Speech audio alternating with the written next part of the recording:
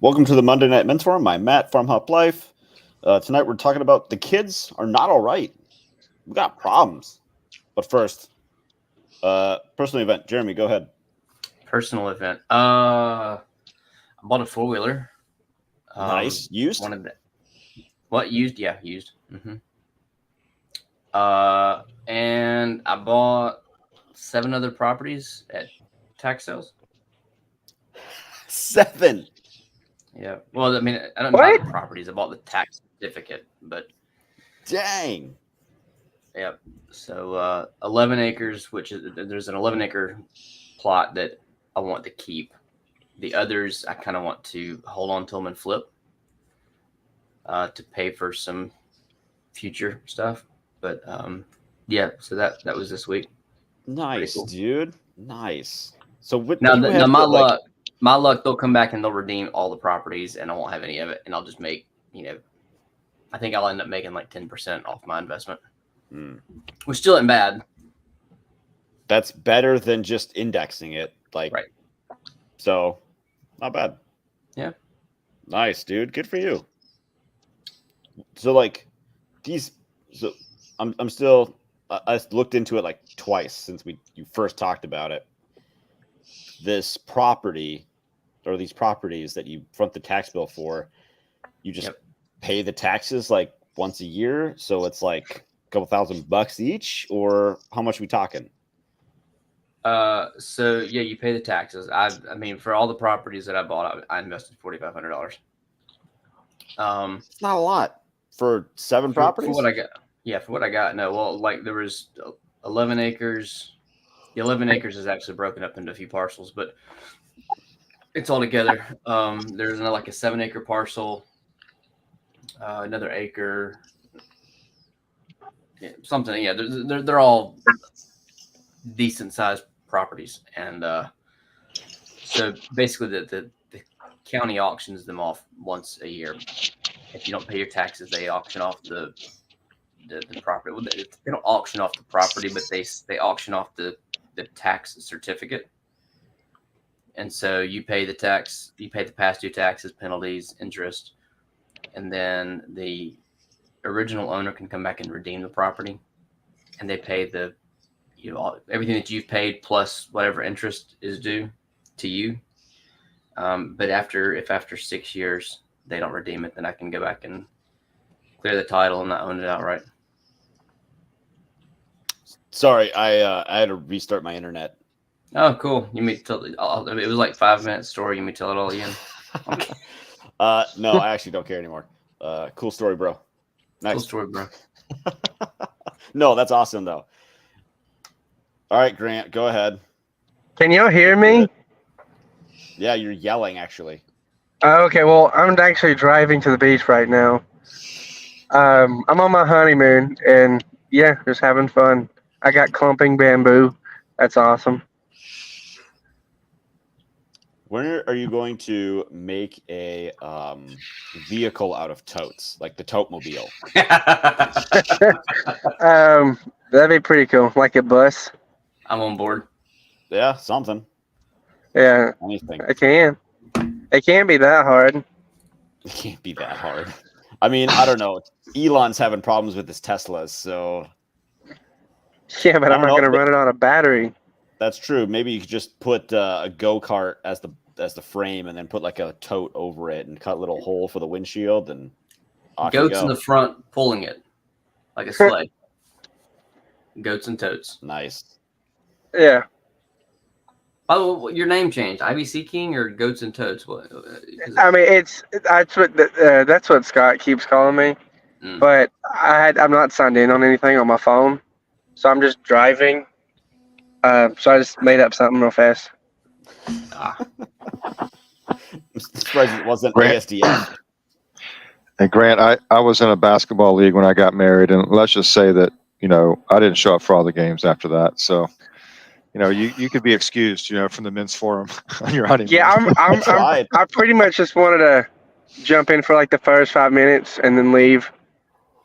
That's good. Well, we're very I've been happy married for 28 years. I highly recommend that. Yeah. Well, me and Jeremy tried to stop him. We did. Yep. Yeah, but again, I'm driving, so it's good. We're gonna start turkeys when we get back, which I'm excited about. I'd rather go ahead and start turkeys than chickens. So we're gonna use the IBC totes to make about 9 chicken tractors, and then get that going. Chicken tractors or turkey tractors? Well, poultry tractors. I was just making sure I followed the And you're story. also like gonna have like peacock tractors or something like that, and you're gonna sell like gourmet, like Thanksgiving using peacocks instead of turkeys or something. I don't know. We actually did not get peacocks. Well, you So were actually going to get. Oh wow, okay, I've missed out. yeah, well, we were in. We got on Craigslist once we got here. Well, Destiny did. She got on Craigslist. We were driving to the nurseries. She found peacocks. I'm like, $50 a peacock sounds like a really good price. Then we price matched it, and we can get them cheaper at home. Well, so, Do you price match? okay. Can you price match my peacock? Oh my goodness. Will you honor this price? But hold up. Okay, now I may just be ignorant, but what's the value on a homestead of having a peacock? So they're a peafowl, like guineas. They eat ticks, and then you can sell them and their eggs. It basically just Okay. like we've been doing with ducks, selling the ducklings and chicks, sell the baby peacocks. There's a couple of people watching right now. I want to know if they own a peacock. Probably not. I've never met anyone that owned a peacock And liked it, especially. And liked it. That's the key. It might become a Thanksgiving dinner at some point, depending on how loud they are. Yeah, I've heard stories. I mean, you can always sell their feathers on Etsy. Yeah, just pluck them and see how long it takes them to regrow. Yeah. I don't think that's a good idea. I think that'd be terrible for you and the bird. I mean, if you hold the bird and yank out a handful at a time. I feel like PETA might get involved with that. They just might. They're sourced ethically. Ethically sourced feathers. Yeah, we cut their heads off first, and then eat them. Yeah, I don't. Everything what you just said, PETA's like getting ready to crash your honeymoon and drown you in the ocean. Anyway, we're about to the beach, so we're gonna cut out. All right. Which beach you going to? It's in Fort Morgan. It's like a private beach that we have access to. Nice. All right. Enjoy. Cool deal. Have fun, y'all. Congratulations. Yes, fun, sir. Grant. Yeah, congrats. Thank you all. Bye, guys. Congrats on the peacock. Yeah, he's All right. only like an hour and a half from me right now. Because normally he's a couple states away, right? Yeah. Yeah. Got it. Padre, what's up?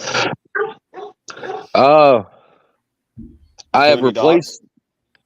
Do what? Have you killed any dogs? No, I haven't killed any dogs. Just checking. You probably hear the one barking back there. My female is in heat, and he can't get to her, and he's not happy about it. So, I've replaced the chickens that I lost. There's that. I'm actually ahead of where I was. I found somebody with somebody I trust, to be honest with me. 1.5-year-old laying hens, and she sold them to me for the same price, but next to nothing. So. Can't complain about that. Instead of $25 a bird, pay $10 a bird for them. Consolation prize. So do you have to set up a new appointment with the state, whatever? Yeah, I got to redo all that. I have chicks and a brooder now that are going to the run in about a week and a half. Once I have all the hens together and they've intermingled and shared whatever germs they're going to share, then I'll get the state inspector to come out here. Is that new with bird flu or is? Sorry. Do what? I was asking if that's a new protocol with bird flu or if that's a standard protocol. It's MPIP. It's the National Poultry Improvement Plan. It's been around, I think, since the 70s. Okay. Mississippi requires MPIP certification, which they come out, they take a blood sample from the birds and they test it for any diseases. Mississippi requires it to have an egg seller's license. So you have to have the MPIP certificate. The good thing about being MPIP certified, if I ever did get bird flu, had to kill off the flock or whatever, if you're MPIP certified, the USDA will actually reimburse you the money to replace your chickens. Wow. So all these people that are culling 1 million birds, 2 million birds, 3 million birds, they're all getting reimbursed by the federal government on this. So it's no big deal to them. No. So other than that, crops are doing great. Had an amazing farmers market weekend. I mean, I just about sold out of every vegetable I took up there. So that is up and rolling well. That is good news. Is it the one that's closest to you? Because you were like driving out of your way to go to that one that kept forgetting you were coming or something. Yeah, I cut ties with them. Actually, I messaged the mayor of the city, like, you need to pull me off your email list. Like, I completely cut ties with them. Twice was enough. Waste of time and waste of money and waste of gas. And yeah. And I cut ties with them. I introduced since I'm not doing that market anymore, I went on my website, created a new produce page. I'm now doing home deliveries on Fridays and market pickups on Saturdays. People can go online, order their vegetables, pay for it, and then just pick it up at the market. Excellent. That sounds good, dude. Very nice. Long story. Well, we launched a web store using Barn to Door. So longstoryfarms.com is now a web store. So that's our big advance in the farm space. We had a decent market weekend, not great, a little bit rainy and stuff. Still working on the store. I'm hoping that'll be complete sometime in July. I'm not sure exactly when. We've got a regulatory change happening here in South Carolina. It's making it hard to get in touch with people to get the permitting done. So we'll see how long that takes. But everything moving forward, you know.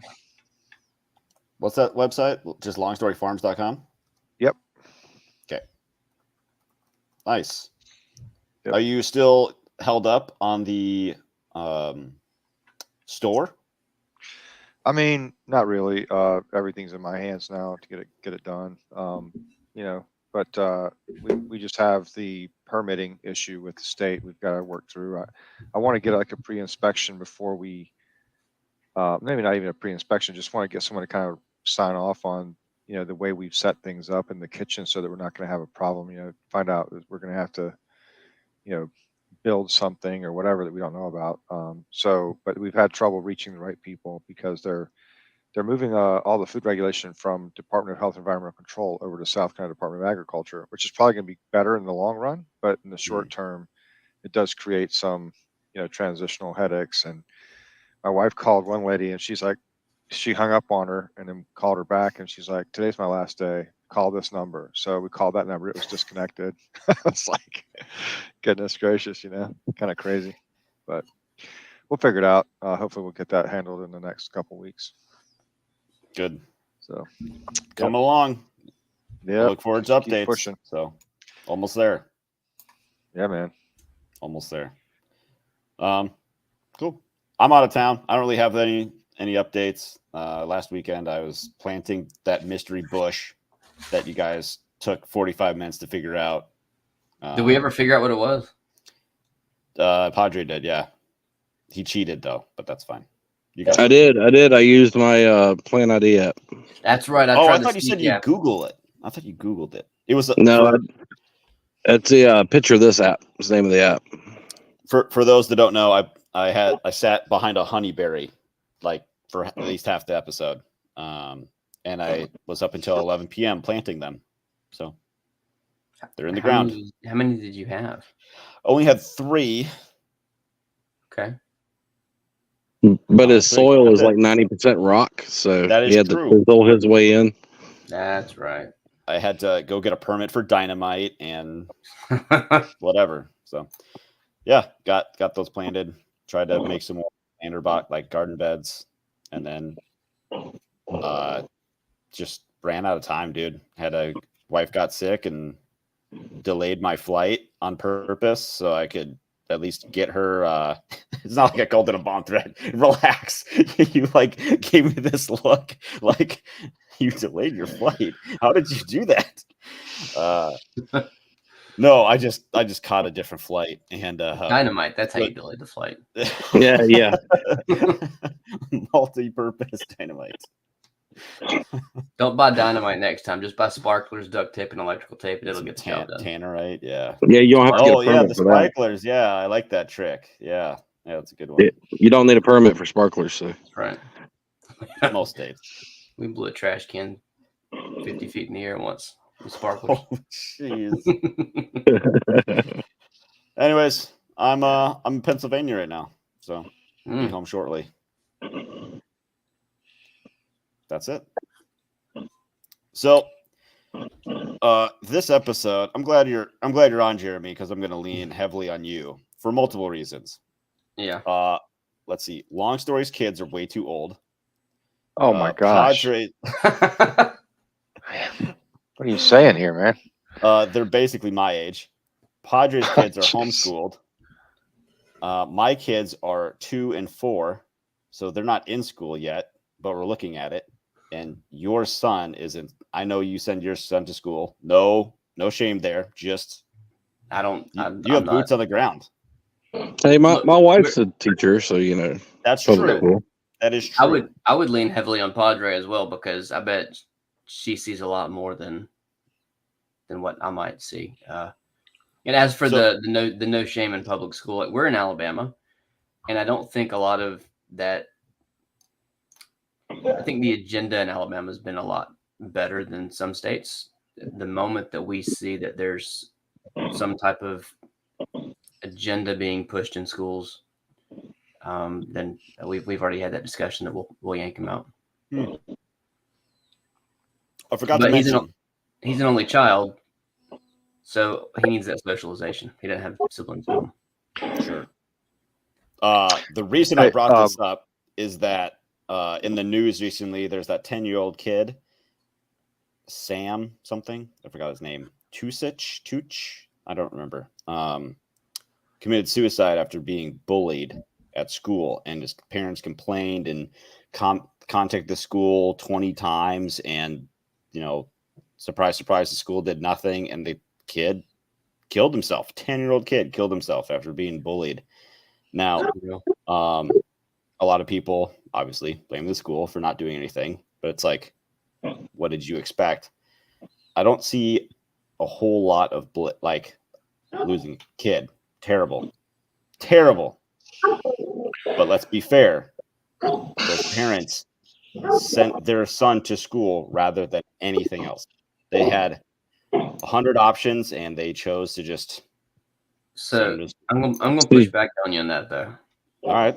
Because, and I don't know the full story of that situation, but if those parents were working minimum wage jobs or low level jobs, like, they can't afford to stay home and homeschool their child, or maybe put them into another school system, because it might cost something.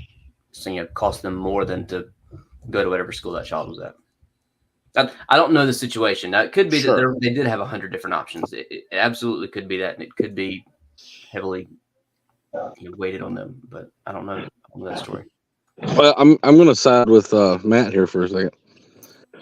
The reason my kids homeschool is because of bullying, really bad bullying. Went to the school did nothing. Principal actually had the school resource officer block me, so he refused to talk to me. Wouldn't answer phone calls, wouldn't come back. Called the district office. They had nothing for me. They told me it was a matter between me and the school. Had kids on the school bus threatening to kill my children. They're going to bring a knife to school. They're going to kill them. They're going to stab them. Excuse me. Wouldn't do nothing, or wouldn't do anything. So we had to adjust ourselves to pull our kids out of that environment. and to give them somewhere safe to homeschool. So we ended up with one of us on day shift and one of us on night shift, and nobody really sleeping to make sure the kids were able to have that safer environment, because the school system absolutely would not do anything. Right. No, and I don't Wow. disagree with Matt. I was just pushing back just a little bit because I don't know that situation of that family. Yeah. But if they had, I mean, look, if we worked low wage jobs and didn't have a whole lot of options, and our son was getting bullied, I would do whatever I had to do. You know. Yeah, that's the only reason when the story of that kid broke, it hit closer to home for me, because we went through that. That's awful. Minus the suicide, of course, but yeah, it was one of those where we had no choice. There was nowhere else to send our kids. My wife was not done teaching or in school yet, so she was still working at the hospital, working in the NICU ward. So she went to night shifts. It's awful. I'm glad that y'all were able to change the situation for sure. What were some other options you guys looked at, Padre? We looked at changing schools. Our youngest was still in elementary school at the time, so this school is a K through 12, and it's actually the school my wife works at now. Really? It's come full circle. It's come full circle, but completely different principal. The guy that's there now, actually, he just got promoted to superintendent. But super nice guy, very anti-bullying. Put a lot of work in the special needs children. My wife's a special needs teacher, and the school is a complete 180 from what it was. How many years ago was that? My son's standing right beside me. I was 5, so 10. 10 years ago. 10 years ago difference. So it's it's kind of funny how that happened. They come through. They fired that principal like a year or two later, and got this other guy, and it's a much better place. Like, I would actually be okay sending my kid there now, if we had to. But at this point, we've been homeschooling so long, and we enjoy it, and I enjoy the extra time with my kids. So, Yeah, and I mean, without being too focused on myself, we had our first child was in kindergarten in public school, and we chose to homeschool after that. So it wasn't necessarily a bullying situation in the same sense as maybe this other kid, but there were constant impositions on our daughter because she was very tolerant of all the kids. She's a very just naturally loving kid. And so when the other kids would say, show their privates to her, my daughter would be like, "Hey, what's up with that?" to my mom, to her mom, and to my wife. And we brought it to the school's attention. They were like, "Oh, isn't that cute?" And it was like, "No, it's not cute at all."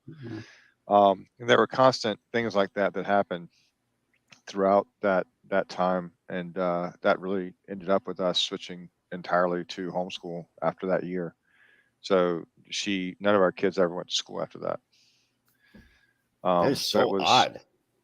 Yeah, the teachers just were completely nonplussed by stuff that we thought was just egregious behavior for a 5-year-old. We're like, it's not normal for a 5-year-old to be asking to see a little girl's privates. It doesn't make any sense. And they were like, "Oh, that's cute." No, some adult or some other older child is telling this kid this stuff. It's not normal, So, how long ago was this?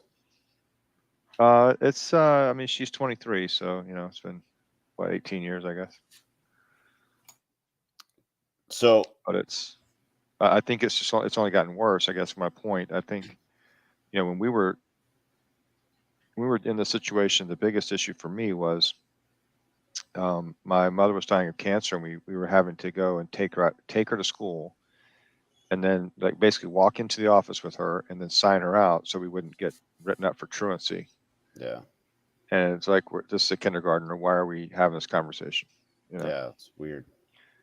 So just the schools just, I felt like at that point in time already were very difficult to deal with, and just didn't seem worth it. And I was I was really one that was resistant to homeschooling. My wife wanted to do it before I did. And I was kind of pushing back, like, oh, they're going to have to go to school and, that kind of stuff. And the further we got along in the journey, the more we were like, nah, this is the right way to handle our kids, So, I mean, there's such a anyway. freedom for your children to learn how they learn best. And you can cater to them. Yeah, that doesn't happen in schools. That's one of my wife's biggest complaints is, especially she has special needs students. She has 15, so she does what's called inclusion. So the special need kids are in class with regular kids, for lack of better terms, and she goes into the different classrooms and helps the kids one-on-one. But even then, it's a struggle to give those kids that attention that they need. And it goes beyond special needs kids. Every kid learns different. And homeschooling, my daughter's high energy. We can take a break every 30 minutes and she can run around the yard and play with kittens. Get some of that energy out and then come back in and refocus. So Xavier, my oldest in homeschooling, he's pretty good self-taught. He really works on his own really well. He only comes to me when he's got serious questions. Here lately, it's been algebra questions, but you're able to tailor to each child so much easier. Right. It's really there's no possible way a school can take, let's say, 20 different learning types and sort it out. Unless you're paying it, like a private school could, I suppose, but public school, it's like a pump and dump, right? It's like pump in the information, dump them out to the next grade, and then assembly line of knowledge. Yeah, see, I'm anti-medicating children, and I see it through my wife's stories. All the kids that are medicated at her school, and most of it's high energy, ADHD. My daughter's high energy, ADHD. She learns different. Sitting in a desk 8 hours a day is not her learning style. And my daughter is more advanced than a lot of the kids in her grade in the public school. Talking to my wife, she's finishing fourth grade. She was talking to one of her fourth grade teachers, and we were doing poetry and something in poetry. I can't remember now. And my wife was telling the teacher there, and she goes, "I'm so jealous." She goes, "They don't even let us teach that anymore. It's no longer in the curriculum." And it's all everything's focused towards the state-based tests, right? Yeah. So that's all children are taught anymore, because you got to make a certain grade. The school's got to score good so that they can get the financing, get the government money in, and so they teach the test. They teach one way. So yeah, it's been fun. And I want to say my daughter started out in private school, so she hasn't homeschooled the whole time. My wife's first job was in a private school, and they went to school where she worked at. But after COVID pandemic and I lost my job and I came home, it was the very next year. We're like, all right, we're just gonna homeschool this. So Padre, you said that you would feel comfortable now sending your kids to that school, but if I had to, that's true. If you had to, is it because your wife now works there, so you kind of have like a woman on the inside and kind of know how things are run now behind the scenes? Yeah, it's knowing how things are run now that gives me that comfort. Because when she got the job there, I was like, "Oh, you're going to that hell place." I still have a very negative opinion of the school, but she can't imagine, yeah. But from what she's told me, she's like, "This place isn't nothing like it was all those years ago." The admin team is what makes the difference in how schools run. That's what I've learned from my wife. Principal, vice principals, the admin team really dictates how that school runs. So, Jeremy, what gives you your level of comfort sending your kid to school?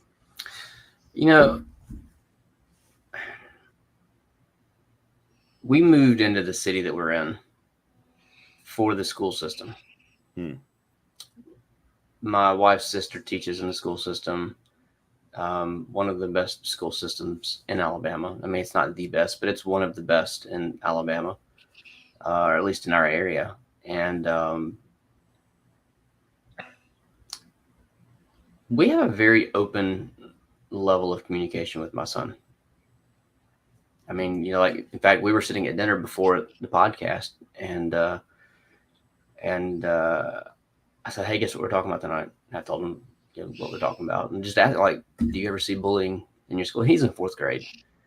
But I said, "Do you ever see bullying in your school?" And he goes, "No, not really." I said, "Like kids picking on each other?" He goes, "Like maybe every now and then, but it's like you got a tiny nose. Like that's it. It's Sure. but it's not violent. It's not. No, it's not. And I think it's personal. Right. I mean, and for us, I mean, again, I think it's where we live. But even like the teachers have said, like this grade of kids is like a really good grade of kids. And so I don't know if we just kind of lucked into it. I have no idea, but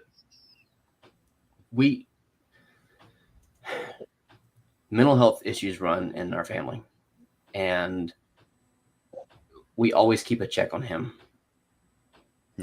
Hey, it's okay to be sad sometimes. Do you ever feel sad? Like we have those conversations. I mean, not like every day, but I mean, we routinely will just kind of check in, like, because if you're sad, if you're depressed, and you don't, as a 10, 11, 12-year-old, you don't know what depression really is. You don't know how to label it, right?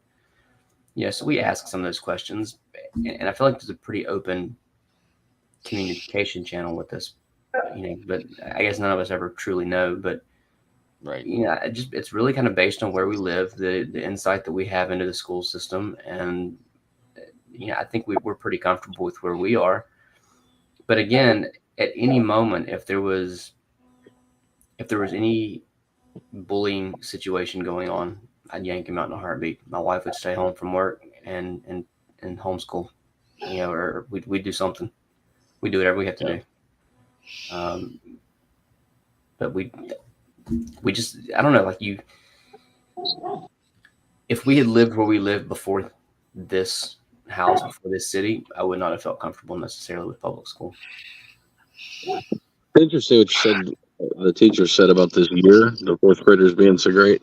Mm-hmm. So my daughter's 4th grade, and my wife's favorite students are her 4th graders.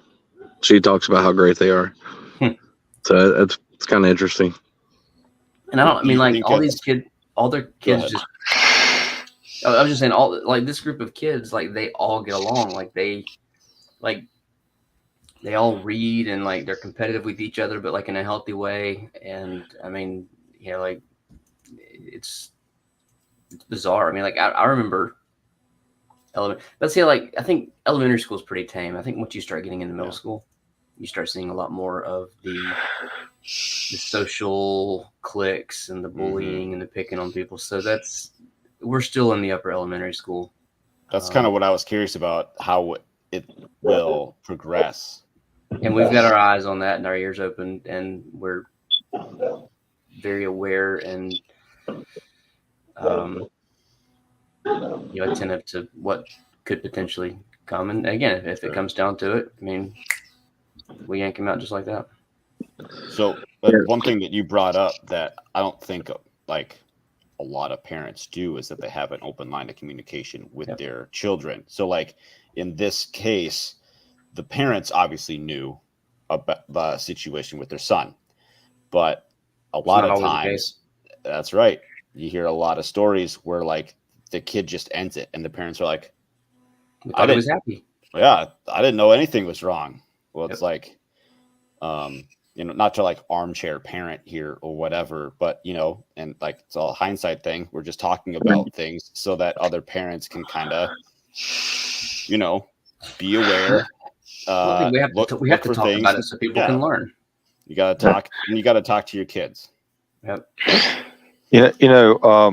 So 2 weeks ago, I was very fortunate. I mentioned this briefly on Twitter, but I went to the Grand Canyon with my brothers and my sons, and we did a 1-day trip, south to south, down to the river and then back out in 1 day, which was grueling and very, very difficult. But anyway, my brother, who lives out in Arizona, is an administrator at a large high school, and I was ragging on the public schools, and he's like, "It's not as bad as you think, man." He said, he said our district is, great. He talked about some of the policies they have, like regarding trans kids and other stuff. And it was really kind of a white pill for me because, you see all this stuff online and you get this idea that it's like that everywhere, or it's like that, that every kid is, secretly being targeted with some agenda. And, mostly, and I take the word for it. I have a lot of friends here locally who are teachers in the schools and different things. And I think mostly it's a good experience for most kids, and I think the community matters a ton. I mean, I totally agree with Dewey on that. And it's like there's the community you're in, the school you're in, how much the parents are given access, and the ability to interact with administration and stuff like that. That's a huge difference maker. I mean, I think the issue for us was we were going, in our particular school system, we were going to the school and saying, hey, we'd like to see this to be different. And there was really no redress at all. And, that's the difference, right? If you can find that, great. I mean, I think schools in general, community-based schools is the best way to, it prepares a kid for acting in a community in a way that, homeschooling can't. So, we always tried to, supplement the homeschool experience with sports, scouts, church, whatever, music classes, martial arts, whatever, whatever could find that would give them other forms of interaction with, other kids and stuff. And I think largely that was pretty successful. I think one of the kids in particular kind of got caught in the middle with our move to Chile and back that kind of messed them up, in terms of some of those activities. But all of them are pretty well adjusted now, and I don't have any big regrets. But there's definitely some things that could have been better, and if we felt like we trusted the school system locally. So you bring up a good point. Go ahead, Jeremy. But a little bit of a shift, but I mean, so I think the public school system can be, whether public or private school, a school system can be good for a child to learn to deal with some difficulties in life. So like, while bullying is bad, hands down is bad, like it teaches you to deal with other kids, with peers. And, even if it's your nose looks funny, well, like, okay, yeah, that's a bad comment to make to someone, but you kind of, you get your feelings hurt a little bit, and you kind of have to deal with how do you overcome that. And again, it's not a good situation, but that I say that based off, like, there was a TikTok video that I posted this morning because the bee video that I had posted a while back, this guy called me a puss bag because I was suited up to handle bees, and I'm like, dude, like it costs you nothing to be nice. Like, why say that? Why not be, why not encourage somebody? But like things like that, like did that comment really bother me? It didn't really. 2 years ago it would have. Now it's, as a social media creator, I mean, you kind of get used to those types of comments. But so that's an example, like being in a school that you get some of that bullying, light bullying. Okay, having a kid tell you that they're going to kill your son, that's completely different, right? Right. But I think that it does make you a little bit stronger emotionally. But there's a fine line there. You know what I mean? Well, let's look at why homeschooling got so popular in the last 3 to 4 years anyways, right? It was a lot of this bullying stuff. And then there was like all this COVID crap that went on, and that parents were just like, why am I even sending you to school when you're not even learning nothing? You're on like Zoom for 8 hours a day anyways. That's not school. That's stupid. Mm-hmm. And so, take away all these negative things about school, it could be a neutral, if not positive, experience for people. Homeschooling, yeah. positive. School. Yes. Sending them to public school, it could be neutral or possibly positive, depending. And that's where we are. That's where in our current situation. But like, not everybody's that way. I get it. I totally get that. We have a very fortunate situation. And I'm not by any means anti-public school. Obviously my wife works on one that pays her salary. But It really it goes back to the school you're in and the administration that's running it. I got a friend up north. Matt knows him. I'm not going to name names, but his daughter, perfect, happy child, went to a new school. Within 2 months of starting school, was depressed, seeing therapy, didn't know if she was gay or not anymore, or like stuff that didn't need to go on in a sixth grader's mind. Yep. And it was all being pushed into school. But my wife's school, I mean, she has Bible conversations with kids there. She's not allowed to start it, but if they ask, the school system allows her to go with it. She can talk all the student wants to know. And that's a complete, that's a difference in, the north and south. And I think, because you're Alabama, I'm Mississippi. That's a big difference versus New York State, Pennsylvania, Michigan, that area up there. Yep. So what do you think? Go ahead. No, go ahead. I was kind of, what do you think's driving a lot of the bullying or the I personally think it's, these, all the screens. I think even pushing some of these LGBTQ agendas in a school system for kids that have no business having to deal with addressing those issues at such a young age probably doesn't help it either. There's so much choice yourself as an adult. Go right ahead. There's so much stimulation with kids. Mm-hmm. And I'm kind of going to paraphrase my wife because we've discussed it. There's so much stimulation with kids going on out there with the screens, and the schools allow phones in the classrooms now and tablets and all that stuff, and that's weird.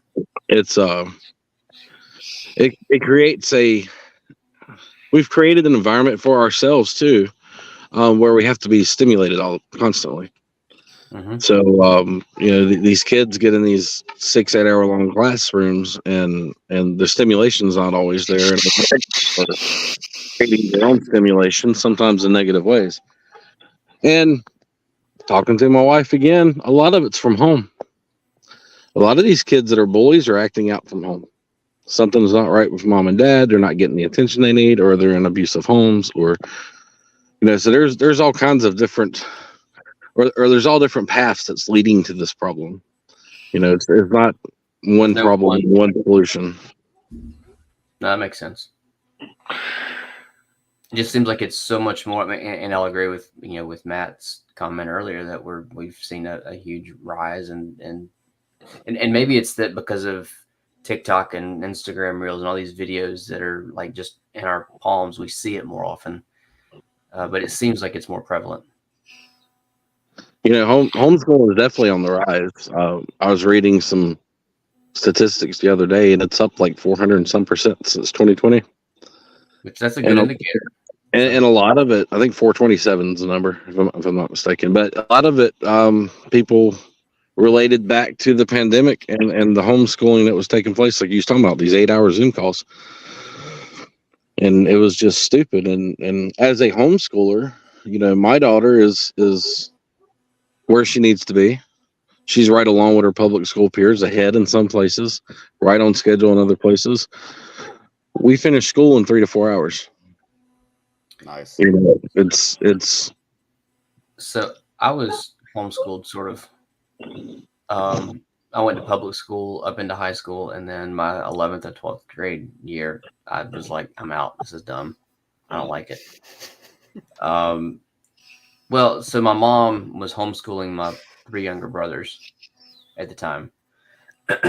And I was like, well, she's already homeschooling them, and she wasn't going to pull me out of high school or middle school, whatever grade it was at the time. But I was like, I saw like they were finishing work in like 3 hours. And I'm like, I'm spending from 8 to 3 at school. And so I said, hey, I want to homeschool next year. And so my mom pulled me out, and I homeschooled, and I used to work, I worked at a gym. I'd go to work at the gym at 7 a.m. and get off at, or 6:30 and get off at like 10. I'd come home, I'd do my schoolwork, and I was done by 2-3 o'clock, and I had nothing else. Now, mine wasn't a bullying situation. Mine was, I'm tired of the busy work. I want to be efficient. Yeah, there's it fits between those because hours because that's when people work. So like, right? That's otherwise that's the only way school makes sense for like those hours, right? They, mom and or dad go to work, Right. 9 to And- and 5 work in or whatever, and I'm 100% convinced that's why school is those hours. just conditions Okay. you to work those hours. It's a daycare, Yep. and I mean it's Good learning. educational too.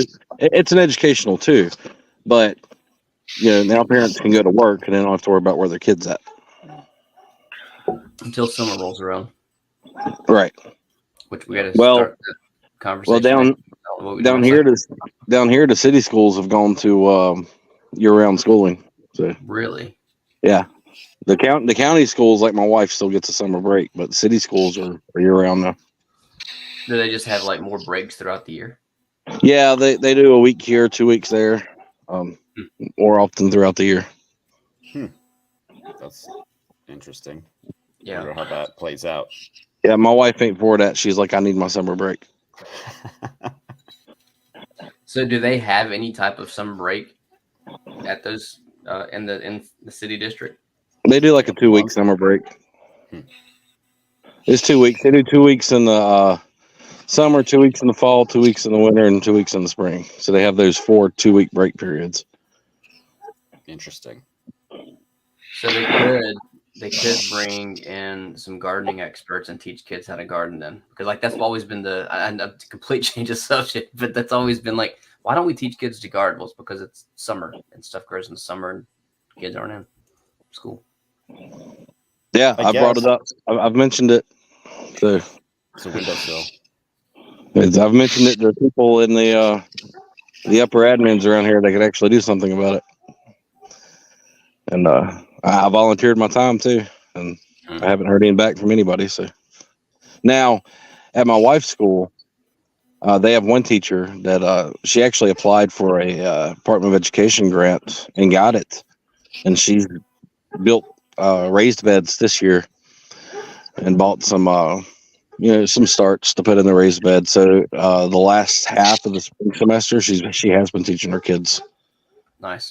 gardening with it. So I'm getting up with her this summer, and next year I'm going to provide all the plants for her and help out in that way. Hey, nice. I mean, you guys have an 11-month growing season, so it's like there is no winter for gardening. Just plant a different crop. Yeah, I've had that conversation with her. I'm like, when fall rolls around, September, October, call me. We'll get some kale planted, some lettuce planted. We can get plants growing. I grew carrots. I harvested my carrots in February, planted them in November. So she can teach year round. So I'm getting with her, and I'm going to be her plant supplier for the school. And it's not much. It's like, I think she has 3 2-foot by 6-foot raised beds. So it's not a lot of grow area, but it's enough. It's enough to take our 4th graders out there and let them play in the dirt a little bit. So Matt, are you gonna homeschool your kids when they get that age, or have you? My wife and I have talked about it with my job, current job, right? Me being out of town and we have no family around. She needs breaks from the kids, dude. She is not doing good. We talked a lot today about it.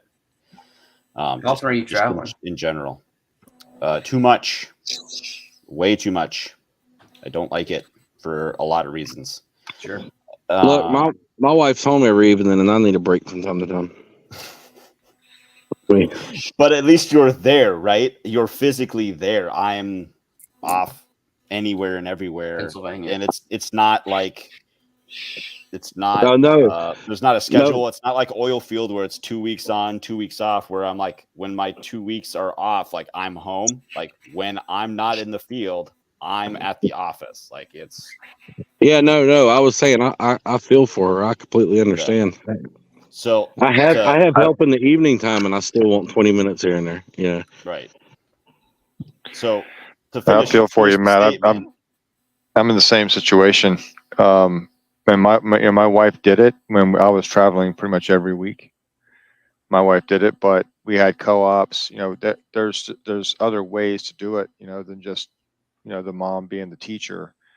The other thing about it, and I'm sorry to just interject here, but the other thing about it is, one of the things my wife realized pretty early on is that she wasn't really a teacher. Once the kids learn to read, she called herself the secretary. She's like, I just provide resources, and if they have questions, I go get more resources. And she didn't consider herself a teacher at that point.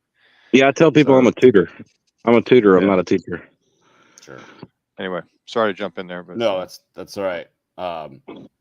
We are looking into other things. I've heard that I almost doxed myself. What school it was, but there's another school that's just on the road that's supposed to be better. That's also public. Still unsure about that. We wanted to do like these other schools, like outdoor school, like a farm type school. There's some, but registration started April 1st, and we couldn't get our shit together and figure out where we wanted to send our son. And so registration's full. We got to get on a wait list. And these programs are rather expensive. Like even 3 days a week is a couple $100 a month, like $500-600 a month. Mm-hmm. It's a lot. So still don't know what we're gonna do. But what it tells me is that there is a lack of programs in our area, that if all these things are full, that somebody should start another one or whatever. But I'm not going to take that on, and my wife's not going to take that on. We just don't have that capacity right now. Maybe someday. And well, you're so much more rural than we are. I was going to say we have homeschool groups in my local area, even as rural as I am. I'm the only dad in the group, but it's me and a bunch of moms meet at the playground, and our kids go play.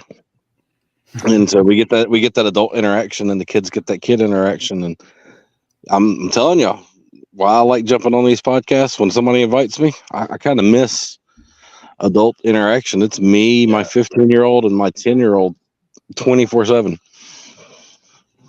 We did find a homeschool type group through like a local church. It's not a church that we go to, but we looked into it, and they emailed us their list of what did they call it? Agreement of faith or something. I don't remember what it was. And there was like some anti-LGBTQ stuff in there, which, my wife has family that is that. And she's like, I don't want our kids to grow up thinking their aunt is evil. Like they're just a person.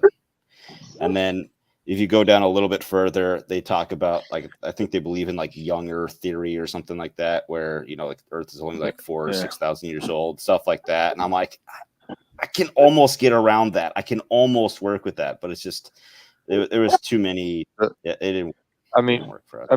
I think one of the myths about homeschooling is that you can somehow lower your guard on the curriculum. That's absolutely false. We had one. I think the curriculum, it was a Christian curriculum called Sunlight, SON Light. Yep. If I'm not mistaken. It's still around. Yep. And they had a world cultures book that talked about the dirty Africans, and we were just like, what? Like, we live in a, Did they call the natives Indians too? Yeah, 1/3 of the people in our state, and about the same here in our county where we live now, are African American. Like, it's just not an appropriate, way to contextualize other cultures and other races, for us at least. And I'm sure some people think that's fine, but anyway, so we had to be pretty selective about that. And curriculum selection is actually really critical. I think a lot of people just kind of default go, oh, I homeschool, and they think that's some sort of badge of honor. But you can do a crappy job picking your curriculum and create a lot more problems than Sure. than you 100%. 100%. My wife And, like- became somewhat of a guru on this stuff, and I mean, she would get public school teachers to call her and ask her about what's going on with this curriculum, and she knew it. I mean, she just had it Hmm. cold. So, but we had 4 kids, and all 4 did a different math curriculum because they were different. So Right. I was Yeah, just going we- to say, I can't take your curriculum. You're like, oh, it's been vetted by Long Story. I can use it. Well, like, I still need to look at it, right. see if it'll fit my kid's learning style. Yeah, I mean, you can take recommendations, but You can take recommendations, but you still have to do your own homework, pun intended. yeah, it's great to have the co-op type situation where you can trade and go to the fairs and stuff and talk to different people, and you learn about your kid. I mean, you might try your first curriculum, the first curriculum you try with your kid might not be the right one for them, and then you have to switch it up. And my wife, she was like kind of like the software best of breed, so she didn't care if the English curriculum matched was the same company as the math curriculum. A lot of people are Yes. like Calvert School. She's like, whatever, I do Matthew C, Life of Fred for math generally, and I'm doing I'm putting together my own curriculum for English because my daughter likes mythology or whatever, it's very much like just pick and choose the stuff that worked for us. Yeah, I was going to say we've pieced together curriculums. We've kind of pieced together curriculums this year, and then Bible is an important subject for us. We're very religious, but like when we use the Becca curriculum, that is written by a Baptist college, and is very Baptist oriented religion. I'm Eastern Orthodox. My wife is Messianic Jew, and the Baptists don't really jive with us, so we created our own, I guess, Bible class to teach our children. So you got to be really careful what's in the curriculums, like Long Story said. And just cause this curriculum is really bad over here, and you don't agree with it, doesn't mean their math isn't great or their English isn't great. So you kind of gotta you really gotta pay attention. I use puzzle pieces together, kind of. Yeah, there's a curriculum called Easy Peasy, and my daughter wants to be a vet. They have 4th grade zoology classes. She's taking it this year, so that's a curriculum class for her. So yeah, you just kind of got to find the resources, research it, and find what fits your children. Yeah. Easy. The other thing I would say is as you get nice.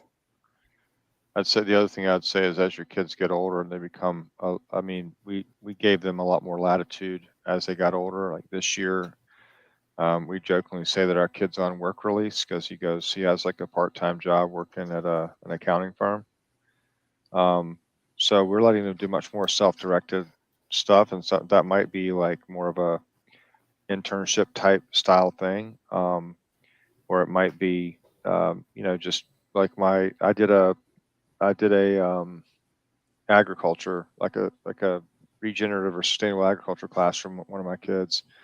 I gave him readings from books I had been reading and that I was interested in. Just a chapter or 2 out of each book, nothing too onerous. Had him watch a bunch of YouTube channels of guys that are actually doing it well. Like Greg, Judy, and stuff like that. So you can like just make it up, especially as they get older, and it just depends on how your curriculum is certified. In South Carolina, we have several options, so we have maybe a little more latitude. I don't know how other states are governed, but it's pretty good here. So nice. Dude, that'd be so awesome if I got my kids into the same like stuff that I'm into, and just see how what they learn on their own and how well they do. Just that'd be really cool to see. I mean, huge victory for. Oh, sorry. Go ahead. I was gonna say my 15-year-old's really into cooking, so I went on YouTube and found a whole series of Gordon Ramsay cooking videos, and that became part of his curriculum. Is watching these Gordon Ramsay videos. So I mean, there's cursing and all. No, he's not that bad on the YouTube videos, but He we do watch Hell's Kitchen from time to time, so That's there's funny. that. But I feel yeah, like you can learn there's so much online for free. oh yeah, and It's, the well, I was telling you about the Easy Peasy zoology classes. That's completely free curriculum. So there's so many courses out there. There's so many ways to teach your children out there that's not in a textbook. You have to get creative with it. And again, it's if you're going to be a homeschool teacher, you have to do your research. You have to start thinking outside the box on things. Hey, that's a great point, man. One of the things that really annoys me about, and I don't mean to lump people into groups here, but a lot of homeschoolers are anti-vax, which is fine. We are, we did not vaccinate our kids. We homeschooled. Man, you got to recognize you make those choices. It's on you. You're the parent. Mhm. You got to be freaking responsible. Got to do your research. You got to be more attentive to your kid if they start having problems. I mean, if you've got a kid with a fever and you don't see any other symptoms, you got to be thinking, is this meningitis? I mean, you have to be thinking that stuff. These people make these choices and they completely abdicate responsibility for the consequences. Absolutely the antithesis of what true freedom is when you want to abdicate that responsibility to your children, especially. So well, and those decisions affect your kids lifelong. Like that's like the responsibility as a parent is I'm making this decision in this moment because I believe this, but the lifelong consequences of, for your kid, like what if your kid 30, 40 years down the road is like, well, why didn't you give me this vaccination? Yep. And we've Or been having just those like- conversations. Yeah. Or just like the everyday way you handle things. Like Sure. there was an incident, very, very, very minor incident, when I was at the airport, and the way I handled it, my son was like, I'm not your friend anymore. You're mean. And you know what? I know he's only like 4, but that hurt my feelings. He was bullying you. He felt like, I'm sure he felt like I was bullying him. And so I'm like, that really bothered me. I talked to my wife later that night. I'm like, that messed me up. That really hurt. We were riding down the road a few weeks ago and we got behind a slow car, and I hear my daughter from the back seat go, "Oh, great, they got a handicap sign on their license plate." Like, I know exactly who that came from. She got that from me. So yeah, you got to be careful. I got to make amends. I got to make amends with my son. I know he's only 3, but it bothered me that he whatever he thought I did was so mean that like we were like best friends, and then now we're not because okay, but for you to, I know I'm his dad. No, that's not where I'm going with this. That's not where I'm going with this. Right. But for him to see you come to him and say, "Hey, I'm sorry, that wasn't right," like to me, that goes far beyond just sweeping under the rug, and like that shows I think that's important for our kids. Sure. To see that mom and dad aren't always right. Or even just having a conversation about why you made the choice to act that way in that moment. Yeah. I think like I think back to like my wife's parents. And I don't think she would mind me sharing this, but like when there was disagreements, they just acted like it never happened. They swept it under the rug. There was never any explanation of why we did this or why we didn't do this. Back to the mental health stuff, they didn't talk about it. It's just like, pull yourself up by your bootstraps and get over it. Like, have these conversations with your kids, whether it's mental health, bullying, decisions that you made, you acted a fool. I mean, whatever. Just you acted a fool. Just have with your kid like that. I've lost my temper before and gone back and apologized to my kids. I shouldn't have done that. I shouldn't have acted like that. I'm so sorry. Yeah. I mean, you have to show Dad's not perfect. And that you take responsibility for your own actions. And going back to what we were talking, what the original concept was here, talking about bullying. I mean, I think a lot of the kids that are acting out like that are in an environment where they have no control. They have no sense of maybe even self within the home relationships that they're in. And the only way that they feel like they can assert any kind of control over anything is to be a a bully. Yeah. And you're modeling when you're modeling behavior, even if you have to be really firm, like in a customer service interaction or whatever, and your kid goes, dude, that was brutal. What was that all about? Like, at least you can go back and explain that. You can have the conversation. You can let him understand how he can, control himself or act, in a certain way. I mean, I was, I just put this on Twitter. I was working with, I went to go pick up some cattle panels. I'm going to expand one of our pig paddocks, and I was getting the equipment trailer hooked up, and I had a couple of hay bales sitting on it. So my 19-year-old, who's not, he's only driven the tractor a couple of times. He goes, "Hey, you want me to grab the tractor and get that hay bale off the trailer?" Dude, that's awesome, man. That's a kid who's like coming into his own a bit. Would never volunteer to do that a year ago, even though he's plenty old enough, drives well and all that. Just wouldn't have volunteered to do that. And giving them that little space to take control over certain things, acknowledging you're human and you can make mistakes, and seeing them, like letting them understand it's okay to make mistakes. Big difference, man. And in my opinion, and how they form, as adults as they come into adulthood. Yeah. Well, I even want them to make mistakes now when they're at home, and it's small mistakes instead of, hey, I need to bail you out mistakes. Yeah, I mean, I would much rather, my one of my other sons, he actually knocked over a little deck we had built, our processing shed with the tractor, and I'm like, no problem, man.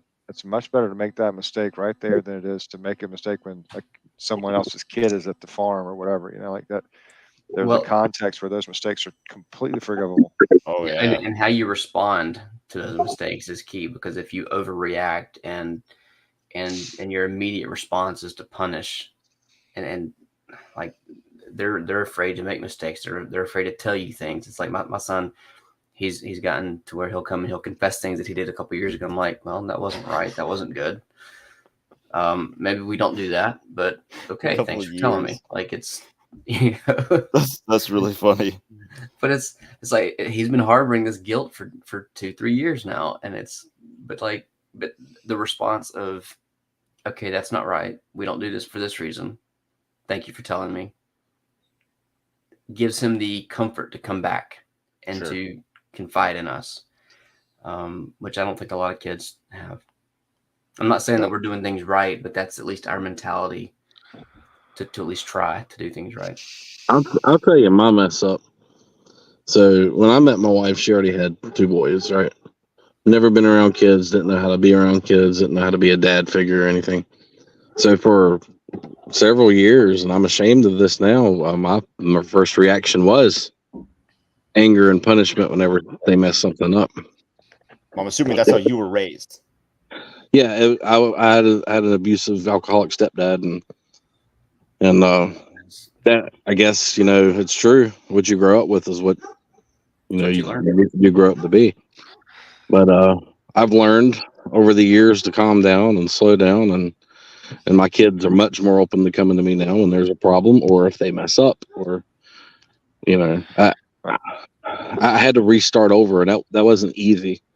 So I guess what I'm saying is avoid it all together if you can. But even back to the original topic, though, if there's that open line of communication, your kids are more likely to come talk to you if they are getting bullied at school, and you can do something about it instead of just one day you wake up with a note. Yeah. Or creating that open line of communication where maybe they've been internalizing the bullying and think it's all their fault, that they did something wrong, and they know that if their dad expects them never to make a mistake, they can't admit that they did something that maybe they think that what I'm saying, like they internalize the stuff in ways you could never imagine, and if you can't create that opportunity to have the conversation, then you really put yourself out there in a way that's pretty dangerous. I mean, I've told the story here before. This is probably, I don't know when we started this, a year or so ago, but my one of my kids, he was 3, I think about 3 years old. He was loading the dishwasher, and I just lost my mind because he put like the fork in upside down or something like that. Something stupid, right? And something must have happened earlier Right. to you in the day that you Yeah, just yeah. lost That it over fork a doesn't I go just that way. yeah. Anyway, you know, I'm making fun of it, but I mean, I was very ashamed because I could Right. see these like tears welling up in his eyes over like my reaction. I'm like, wait a minute, you know, why would I expect a 3-year-old to be born with, you know, our family way of loading the dishwasher, whatever that would be? Like, why would I expect that? Like, why am I not stopping and saying, hey, you know, it's better to do it this way or whatever? And I don't remember, you know, maybe it wasn't quite as trivial as, you know, of working upside down, but you know, I'm saying, like, I just realized in that moment, like, I'm here to be a teacher, so I'm trying so hard, and I still have to remind myself because there are moments where, you know, emotionally I'm just like, what the, you know, yeah. you know, sometimes on the farm a mistake can be a pretty big mistake, you know, forgetting to lock a gate, forgetting to give water to an animal. I mean, that can be, you know, dire consequences, but Yeah. trying to remind myself I'm first and foremost a teacher to them, and secondly, you know, that I'm here to provide them the opportunity to, you know, to grow up and make like Jeremy was saying, make those mistakes in the context where, you know, we can kind of safeguard lives and property and you know, incarceration or whatever. So yeah, it's been a real struggle. It's a journey. It's a lot of personal growth involved in being a parent for sure. And they don't come with manuals. There's no one size fits all like school stuff. I mean, like every kid's different. Every kid's got to be raised uniquely. I was talking to a guy the other day. He was struggling. He's got a 10-month-old, and I was like, "Man, I'm telling you, we're just winging it. All us parents are just winging it. We're learning on the fly. We're figuring things out as we go." Because Yeah. I got 21, 15, and 10, and they're all three different. You know, what worked with one does not work with the next one. So, you know, it's constantly. And that oldest is the prototype, man. They're the beta. I mean, you're gonna mess them up so bad. You know? Oh yeah, I'm the oldest child too, so I know. Yeah, That same. explains a lot over here. Wait, are we all the oldest? I'm the oldest. Yeah. That's funny. Yeah. Yep. Yeah. That's funny. Well, I think we all turned out the best. So I don't really know any of your siblings, but I think we're all great. I've got some pretty incredible siblings. That was one thing that was cool about that trip we took, and I feel very selfish getting to have my brothers and my sons together with me in that trip. But one of the coolest things was my sons getting to interact with their uncles, and you know, see their uncle, like hear their uncles. You know, they're all pretty accomplished dudes. They've got families, they've got careers, and they're, you know, one of them's got his own business. You know, just crushing it. Another one, like I said, pretty high level administrator in a large high school in Mesa, and another one's similar to me, finance executive in a large company. So, you know, all doing well, all managing their families and their money differently, and you know, it's just was really good for them to see that. And that's another thing. My kids didn't have grandparents because my mom and dad died pretty young. So you know, having those opportunities for them to interact with family members, especially, but I think in particular with other male role models for my sons is really important, you know. So another really important thing, I think. Yeah, my brother doesn't talk to me. Well, yeah, that's why Well, you suck. my brother's name is Richard, and I literally ordered a "Don't Be a Richard" T-shirt on Amazon just to go say hi to him. So we just kind of rag each other all the time, and I think it was good for my sons to see us interacting and being like, "Oh man, you're, you know," just not. Oh, just this is a brothers other thing. way. Yeah, I see it. Yeah, see yeah. it. Yeah. They need to Well, see I that. think this was really helpful. I actually got a little white pilled on public schools today, so this has been good. I might actually take a look at that other school nearby and see if that might be a good fit for us, or see if there's more options, more rocks that we haven't looked under. So appreciate you guys. Awesome. Yeah. Yeah. Showing up. It's been a good discussion. I agree. Anything you guys want to wrap up on, or should we go around? Go around. All right. I gotta find. There he is. There's Mr. Dewey. There, Mr. Dewey. TikTok, Instagram, YouTube, chickens, garden. Was going to be bees. Not going to be bees until next year. All kinds of content. Puss bag content. Puss bag. Yeah. Remind me sometime to tell you about my new package of beads. You got it. Do it in the Telegram chat. Yeah. All right. Where's there's Loaf King. Not Loaf King anymore. I don't bake anymore, but oh man. Make me look bad. Smith-homestead.com. It's my online store. So everything's handmade by us in the family. I cannot ship you produce across the United States, so don't try to order it. Twitter at here we go. So Twitter, Padre Homestead, or Smith Homestead. And yeah, that's it. Old Paths Homestead. Thank you. And Long Story Farms. Yeah, Long Story Farms, longstoryfarms.com for our barn to door store, and Twitter, Instagram, and Facebook. We don't ship, but if you're in the Central South Carolina area, we'll be glad to deliver. So let me know when you do ship. Yeah, man. I mean, I've been flirting with it. I was talking to some different folks about it. We'll see, but yeah. Pork and poultry primarily. We got a bunch of chickens coming off the pasture here in a couple weeks, so ready to go. Whatever you need for those pork and poultry stuff. So, yeah.